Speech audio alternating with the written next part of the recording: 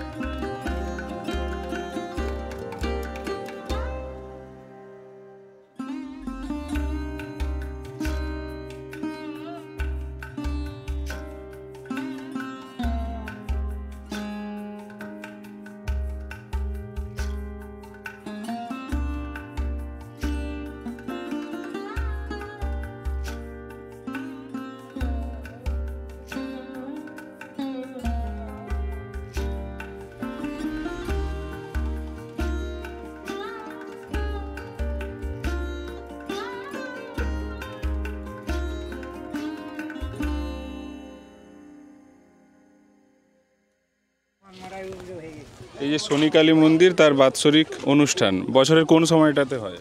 এটা আমাদের শুরু হয়েছিল 27/5/2023। তারপর 2024-এ আমাদের এখানে আমাদের ক্লাবের একজন সদস্য মারাত্মকভাবে তার অ্যাক্সিডেন্টের পর 2024 সালে আমরা জন্মদিনটা ধরতে পারিনি।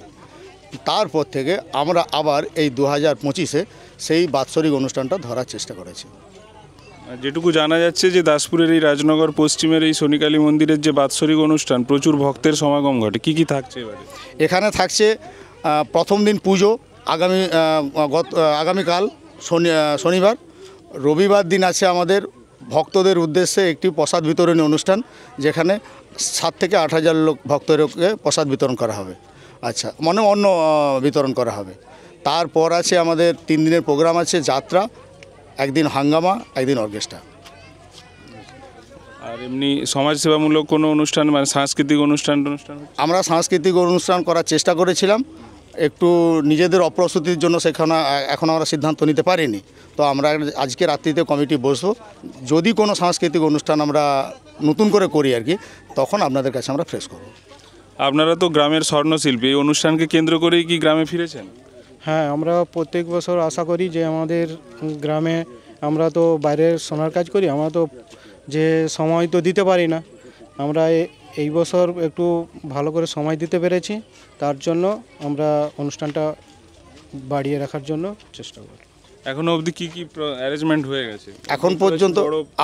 এখন পর্যন্ত পুজোর যাবতীয় এবং এই প্রোগ্রামটাকে সাকসেস করার জন্য যা যা প্রয়োজন, প্যান্ডেল থেকে আরম্ভ করে প্রসাদ বিতরণের যে সমস্ত মেটেরিয়াল, সেই সমস্ত কিছু ফুল অ্যারেঞ্জমেন্ট আছে আমাদের। আপনার নাম? আমার নাম সুখচাঁদ প্রামাণিক। দিনের হলো? হ্যাঁ, 3 বছরে পড়েছে।